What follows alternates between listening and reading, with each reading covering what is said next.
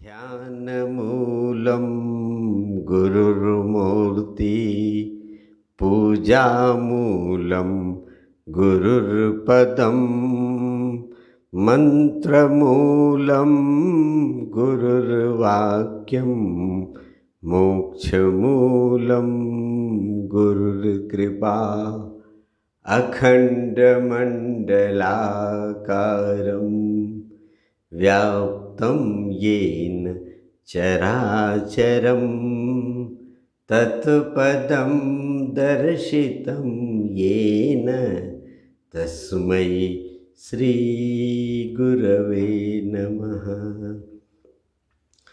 गुरुर्ब्रह्मा गुरुर्विष्णुः गुरुर्देवो महेश्वरः गुरुरेव परं ब्रह्म तस्मै श्री गुरवे नमः।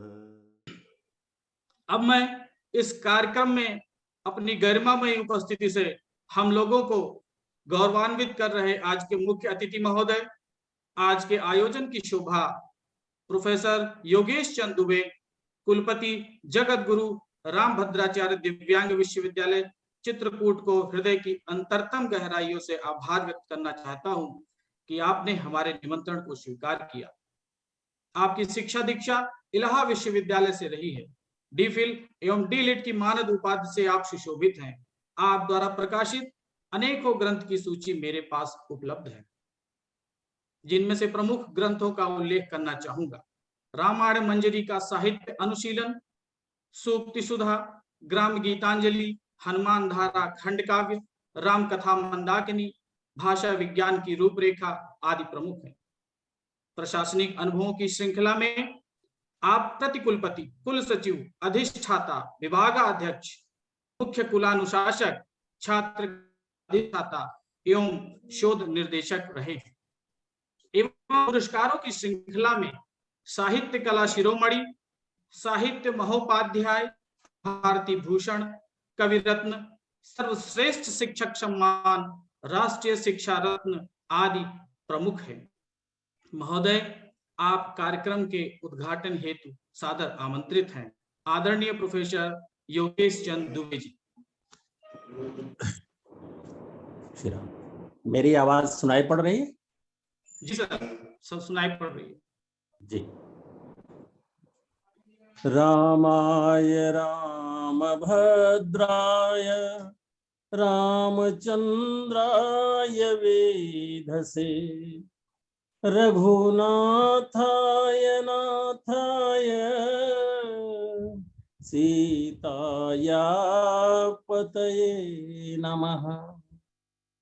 माता रामो मत्पिता रामचंद्रः स्वामी रामो मत्सखा रामचंद्रः सर्वस्वं मे रामचंद्रो दयालुः नान्यं जाने नैव जाने न जाने सर्वस्वं मे रामचंद्रो दयालुः नान्यं जाने नैव जाने न जाने।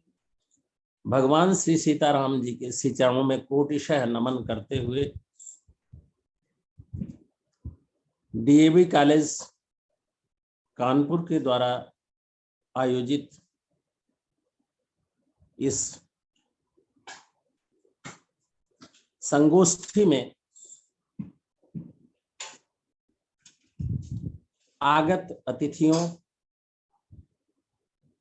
एवं जुड़े हुए इस पटल से जुड़े हुए सभी विद्वान मनीषियों को मैं भूरिशः नमन कर रहा हूं। आप जिस विषय का चयन किए हैं, सच तो ये है आज उसकी बड़ी आवश्यकता है। व्यक्तित्व का निर्माण अगर कहीं हो सकता है तो गुरु शिष्य परंपरा की ही तहत हो सकता है। क्योंकि आज शिक्षा के क्षेत्र में किसी भी छात्र के व्यक्तित्व निर्माण की बात के विषय में हमारा चिंतन नहीं है। जो शिक्षालय हैं, जो शिक्षा पद्धति है, जो शिक्षा के पाठ्यक्रम हैं, ये सब कुल मिला करके कहीं भी ऐसा देखने को नहीं मिलता या कहीं ऐसा है नहीं जिस पर यह ध्यान दिया गया हो कि छात्र के व्यक्तित्व का निर्माण कुछ होगा इस शिक्षा से कि नहीं। हाँ, उसे विषय का ज्ञान करने के लिए, विषय का अध्ययन करने के लिए हम जरूर शिक्षालयों में प्रबंध किए हुए हैं। सच तो यह है कि जब हमारा लक्ष्य ही इस विषय में नहीं है, हम इस लक्ष्य को लेकर के चल ही नहीं रहे हैं, शिक्षालय, शिक्षक और पाठ्यक्रम जब इस विषय को लेकर चल ही नहीं रहा है, जब इस विषय को हम लेके चल ही नहीं रहे हैं कि गुरु शिष्य का कोई संबंध होना चाहिए, तो फिर हम कैसे छात्रों के व्यक्तित्व निर्माण की बात सोच सकते हैं? कैसे व्यक्तित्व, किसी भी छात्र के भविष्य में होने वाले व्यक्तित्व अथवा वर्तमान में व्यक्तित्व निर्माण के लिए कोई उपादान नहीं है, कोई कारक नहीं है, कोई व्यवस्था नहीं है, तो हम कभी ऐसी कल्पना भी नहीं कर सकते कि यह जो हम छात्रों की पीढ़ी निकाल रहे हैं उनमें किसी भी प्रकार के व्यक्तित्व का निर्माण होगा। आज जब हम अधिकांश रूप से अपने बच्चों को अंग्रेजी शिक्षा पद्धति में डाले हुए हैं प्रारंभ से, और फिर अधिकांश उन्हें उसी संस्कार में डाल रहे हैं और उसी संस्कार से डाल करके फिर हायर एजुकेशन में भी वहीं ले जा रहे हैं, तो उनको शुरू से ही इस बात का कहीं कोई ज्ञान नहीं दिया जाता कि आप अपने माँ बाप के पैर छुओ, अपने माँ बाप के साथ कैसे रहो, अपने बड़े भाई बहन के साथ कैसे रहो, और परिवार में कैसे रहो, समाज में कैसे रहो, किस तरीके की शिष्टता होनी चाहिए, किस तरीके के संस्कार होने चाहिए, किस तरीके का आपको विनम्र होना चाहिए, कैसे व्यक्तित्व के सारे जो सद्गुण हैं जो नींव में ही नहीं पड़ रहे हैं, तो ऊपर आने पर कैसे होंगे उनके व्यक्तित्व में परिष्कार, व्यक्तित्व कैसे उनका बनेगा। यह आज की हमारे सबसे बड़े कमी है। पहले क्या था, हम जरा अपने बचपन में चले जाएं, हमारी पीढ़ी के लोग जो बचपन में चले जाएं, तो जब हमारे शिक्षक प्राइमरी कक्षाओं से लेकर जूनियर कक्षाओं अथवा हर जगह इस बात का पूरी तरीके से ध्यान दिया जाता था कि बच्चे में संस्कार पनप रहा है पढ़ने से कि नहीं, केवल उसे पढ़ाना उनका उद्देश्य नहीं था। हमारे गुरुओं का, हमारे शिक्षकों का, वह कहीं शरारत कर रहा है, कहीं किसी तरीके का बुरा कर्म कर रहा है, कहीं गलत कार्य कर रहा है, उन सबको उन्हें समझा के बुझा करके उनमें संस्कार डालने का एक परम कर्तव्य था हमारे शिक्षक का और गुरुओं का। और गुरु के साथ शिष्य का उस समय ऐसा संबंध था कि वह संबंध आज नहीं है। हम प्राइमरी कक्षा से लेकर जूनियर तथा हायर सेकेंडरी लेवल तक ऐसे संस्कार पाते थे अपने शिक्षकों से कि शिक्षक और छात्र एक दूसरे से हर पल जुड़ा रहता था। वह देखता था, छात्र भी देखता था कि हमारे गुरुजन यहाँ है, कहीं हम कोई किसी तरीके की गड़बड़ी न हो उनको दिखाई पड़ जाए हमारे से, तथा शिष्यों को भी ये रहता था कि गुरुओं को भी ये रहता था कि फला छात्र को मैंने कल यहाँ देखा था, वो इस तरीके से शिष्टता कर रहा था अथवा अशिष्टता कर रहा था। इस बात का ध्यान गुरु भी रखते थे। यह जो गुरु शिष्य की एक परंपरा थी, ये हम लोगों की बचपन की पीढ़ी में वह धीरे धीरे करके वो धीरे धीरे समाप्त होती जा रही है। आज जो हम तो पहले बात तो यह है कि अपने बच्चों को संस्कार देने के लिए पढ़ाई नहीं रहे, उन्हें तो कॉन्वेंट स्कूल में पढ़ा रहे हैं। सरस्वती शिशु मंदिर जो जहां से संस्कार मिलता है, जहां संस्कार युक्त पढ़ाई होती है, वहां कोई भी अपने बच्चों को नहीं भेज रहा है।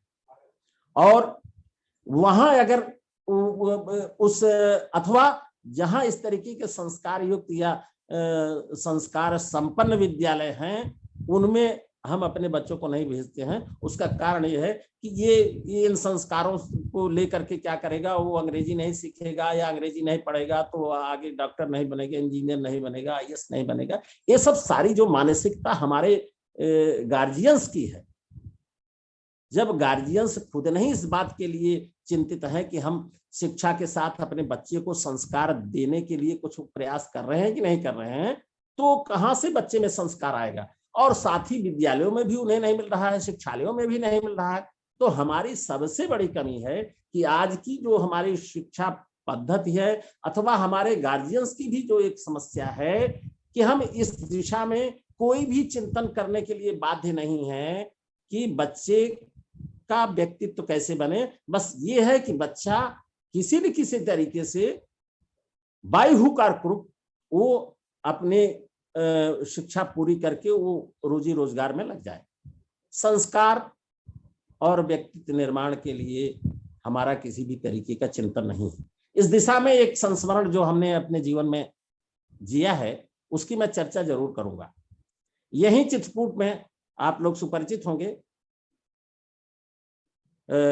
माननीय भारत रत्न नानाजी देशमुख द्वारा स्थापित विश्वविद्यालय है महात्मा गांधी चित्रकूट ग्रामोदय विश्वविद्यालय। और आप सब लोग इस बात को जानते हैं कि नाना जी ने एक चिंतन किया कि इस बदलते परिवेश में, बिगड़ते परिवेश में संस्कार शिक्षा देने के लिए या व्यक्तित्व निर्माण के लिए सरस्वती शिशु मंदिर की स्थापना कराई उन्होंने हायर सेकेंडरी लेवल तक। लेकिन हायर एजुकेशन लेवल पर भी उनका चिंतन रहा और यह चिंतन, मैं उस चिंतन का साक्षात दृष्टांत रहा हूं। क्योंकि मेरा यहाँ जब चयन हुआ तो संस्कृत में हुआ, लेकिन नाना जी ने कहा कि नहीं, हायर एजुकेशन में भी, हायर एजुकेशन के लेवल पर भी, स्तर पर भी बच्चों में मूल्यपरक शिक्षा दी जाए, उन्हें संस्कार दिया जाए, उनके व्यक्तित्व निर्माण के लिए कुछ किया जाए। इसके लिए उन्होंने एक ऐसा विभाग खोला जो जीवनादर्श विभाग जिसे कहते हैं, और उस विभाग का मुझे आचार्य बनाया, प्रभारी बनाया। और मेरा यह कार्य था कि पूरे विश्वविद्यालय में सभी संकाय के छात्रों के लिए गुरुकुल प्रणाली में मैंने सब छात्रों को यहाँ पर विश्वविद्यालय स्तर पर वो संस्कार शिक्षा देने का प्रयास किया, वह व्यक्तित्व निर्माण करने का प्रयास किया। उस समय यूजीसी की योजना भी थी कि जैसे हायर सेकेंडरी लेवल पर वैल्यू बेस्ड एजुकेशन, नैतिक मूल्य करके एक पाठ्यक्रम चलता था, उसी तरीके से हायर एजुकेशन में भी जीवनादर्श या वैल्यू बेस्ड एजुकेशन लेकर के आप सभी अनिवार्य पाठ्यक्रम कर दिया जाए यूजी पीजी लेवल पर, जिसको कि चलाया जाए। ये यूजीसी की योजना थी। सन 1983 में एक प्रोजेक्ट इस तरीके की आई थी और उसी के तहत तथा विश्व भारती कलकत्ता में रविन्द्रनाथ टैगोर जी के यहाँ भी इस तरीके की शिक्षा की व्यवस्था है कि हायर एजुकेशन में भी मूल्यपरक शिक्षा की व्यवस्था किया जाए, जिससे कि छात्रों के में संस्कार आवे, उनका व्यक्तित्व निर्माण हो। और इसी तरीके की बात जैन विश्व भारती लॉर्डनो में विश्वविद्यालय है, वहां भी व्यक्तित्व निर्माण के लिए संस्कार शिक्षा हायर एजुकेशन लेवल पर है। इन सारी चीजों को देखते हुए महात्मा गांधी चित्रकूट ग्रामोदय विश्वविद्यालय में भी ऐसी ही स्थापना हुई और उस स्थापना में भारत रत्न नाना जी ने मुझे इस कार्य के लिए नियुक्त किया और मैं उसका निर्वाह भी किया। और उस समय के हमारी कक्षाओं के सब चित्र भी हैं कि हम गुरुकुल प्रणाली में पेड़ों के नीचे बैठा करके यहाँ इस चित्रकूट की धरती पर छात्रों को पढ़ाए हैं और प्रत्येक छात्र के साथ उन संस्कारों के साथ मेरा लगाव भी रहा, जैसे गुरुकुल परंपरा में गुरु शिष्य से रहता था। उसी तरीके से अन्य संकायों के छात्रों के साथ भी उसी तरीके का वातावरण यहाँ पैदा किया गया था।